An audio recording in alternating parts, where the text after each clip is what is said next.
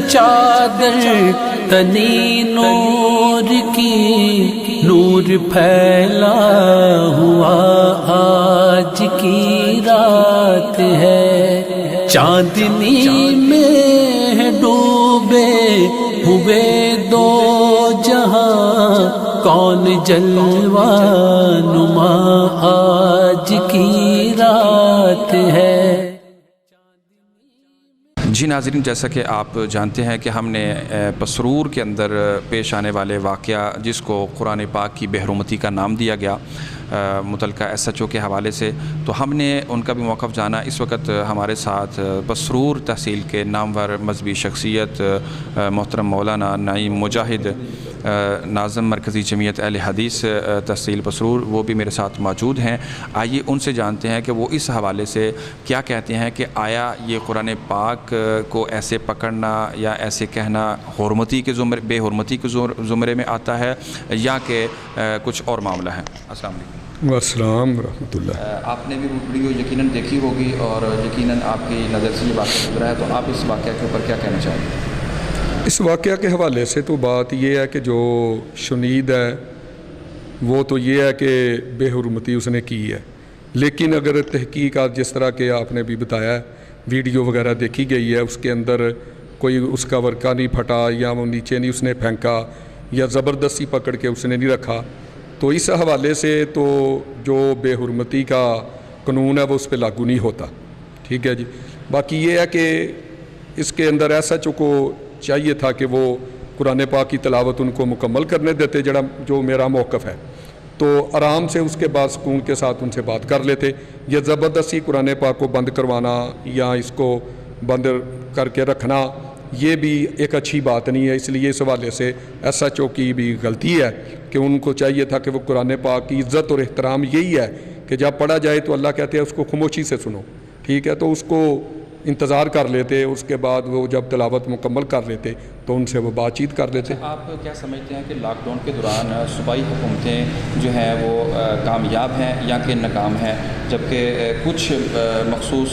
لوگوں کو دیکھا گیا ہے کہ ان کو آزادی کے ساتھ بلکہ سیکورٹی کے ساتھ جو ہے وہ عبادت اور اپنے جو کہہ لیں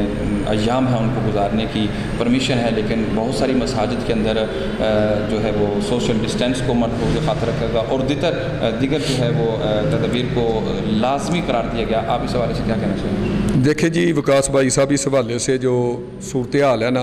ہماری یہ مسجد جامع مسجد الغنیہ الحدیث ٹمبر مارکیٹ مین روڈ پہ ہے، ٹھیک ہے، تو اس کے اندر ہمیں بڑی پریشانی ہوئی ہے اس لاک ڈاؤن کے حوالہ سے۔ 2 دفعہ ایس ایچ او صاحب نے جو ہے وہ ہمیں طلب بھی کیا ادھر کہ جی آپ یہ میں پرچہ آپ پہ دینے لگا ہوں تو آپ یہ کیوں ایسا کر رہے ہیں، لیکن جب اب ہم نے دیکھا کہ 21 رمضان کو ایک مخصوص طبقہ، اور شنید یہ ہے کہ اس سے پہلے ہم نے یہ پتہ چل گیا تھا ہمیں خبروں کے ذریعے یا حالات و واقعات کے ذریعے سے کہ یہ لاک ڈاؤن کے اندر جو نرمی کی گئی ہے یہ ایک مخصوص طبقے کو ریلیف دینے کے لیے، ٹھیک ہے، اس کے لیے واقعی پھر جب 21 رمضان آیا تو پورے جو ہے نا پنجاب کے اندر، پاکستان کے اندر، سندھ کے اندر جو ہے یہ لاک ڈاؤن میں جس طرح اس کی دھجیاں اڑائی گئیں کہ جس طرح ان کو سیکورٹی دی گئی مخصوص طبقے کو جلوس نکالنے کے لیے، حضرت امام حسین رضی اللہ تعالیٰ عنہ کی ولادت کے حوالہ سے یا حضرت علی مرتضیٰ رضی اللہ عنہ کے حوالہ سے، تو اس کے اندر یہ لاک ڈاؤن کی دھجیاں اڑائی گئیں۔ اور اب ہم یہ واضح طور پہ کہہ دینا چاہتے ہیں کہ یہ حکومت، صوبائی حکومت سندھ خصوصی طور پہ یہ لاک ڈاؤن کے حوالے سے بالکل ناکام ہے، اور انہوں نے 2 جو منفی رویہ اختیار کیا ہے، جو اس حوالے سے ہم اس کی پرزور مذمت کرتے ہیں۔ اور انشاءاللہ العزیز اب یہ 28 رمضان جو آ رہا ہے، اگلا جمعہ آخری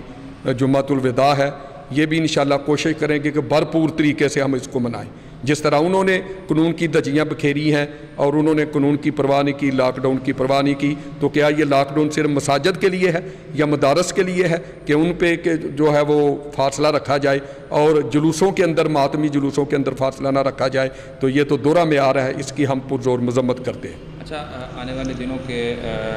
جو آنے والے دن ہیں ان کے اندر بہت بڑا دن جو ہے وہ عید الفطر کے حوالے سے آ رہا ہے، تو آپ کیا سمجھتے ہیں کہ بہت سارے وزراء نے جو تجویز دی ہے کہ عید کے لیے ایک بندہ پورے محلے سے اگر مسجد میں آ جائے تو پورے محلے کی نماز ہو جائے گی، یا گھروں کے اندر عید کی نماز پڑھ لیں، کیا عید کی نماز گھر میں ہو جائے گی یا پھر لوگوں کو جو ہے وہ مساجد میں آنے کی ترغیب دی جائے گی؟ دیکھیں، عید کی نماز کا بعد کا مسئلہ اعتکاف کا مسئلہ جو ہے نا، اعتکاف بھی گھر میں نہیں ہوتا، لیکن اس دفعہ اعتکاف بھی جو اس کی پہ بھی پابندی لگی ہوئی ہے کہ لوگ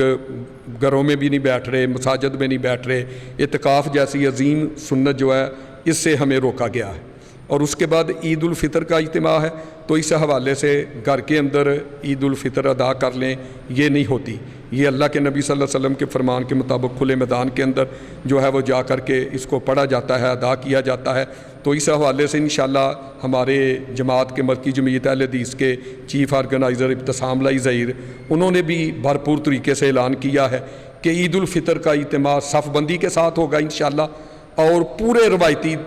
جوش و جذبے کے ساتھ اس کو جو ہے وہ منایا جائے گا، عید الفطر پڑھیں گے انشاءاللہ۔ ادھر بھی ہم جو ہے یہی اعلان کرتے ہیں، جمعے میں بھی اعلان کریں گے کہ عید الفطر کا اجتماع بھرپور طریقے سے ہوگا اور صف بندی کے ساتھ ہوگا۔ جس طرح اگر انہوں نے موجودہ متعلقہ SHO تھانہ جو ہے اس نے ہمارے ساتھ تعاون کیا ہے، کوئی میٹنگ نہیں کی بلائی، اس حوالے سے ہمیں بلا کے پوچھا نہیں ہمارا موقف، تو انشاءاللہ العزیز ہم بھی عید الفطر کا اجتماع جو ہے نا، جس طرح سابقہ دوار کے اندر سالوں کے اندر ہم ادا کرتے رہے ہیں، انشاءاللہ پوری صف بندی سنت رسول کے مطابق اسی طرح ہم عید الفطر کا انشاءاللہ اجتماع جو ہے وہ انشاءاللہ ادا کریں گے۔ آپ اس حوالے سے لاسٹ پہ انتظامیہ کو کیا میسیج دینا چاہیں گے کہ ان کو اس وقت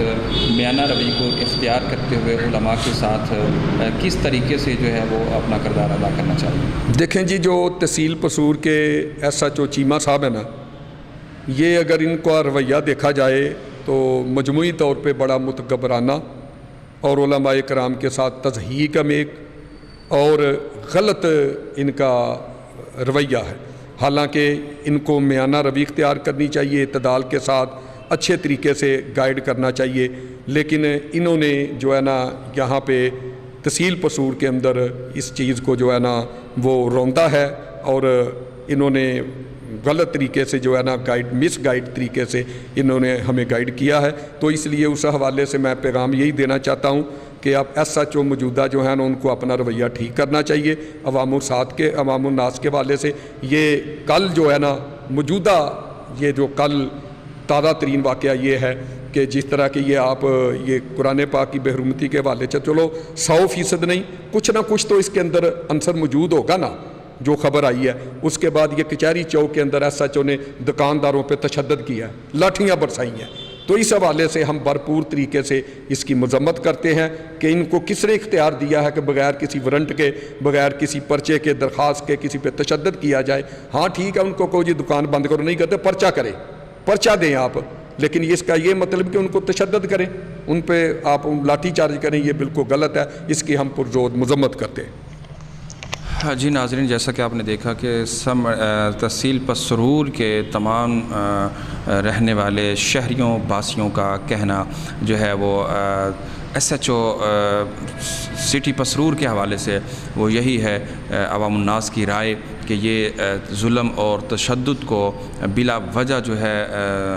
عوام الناس کے اوپر کر رہے ہیں اور خود قانون کی وائلیشن جو ہے وہ کر رہے ہیں، جبکہ SHO کا موقف یہ ہے کہ میں قانون کی بالادستی کے لیے اور عوام کی بہتری کے لیے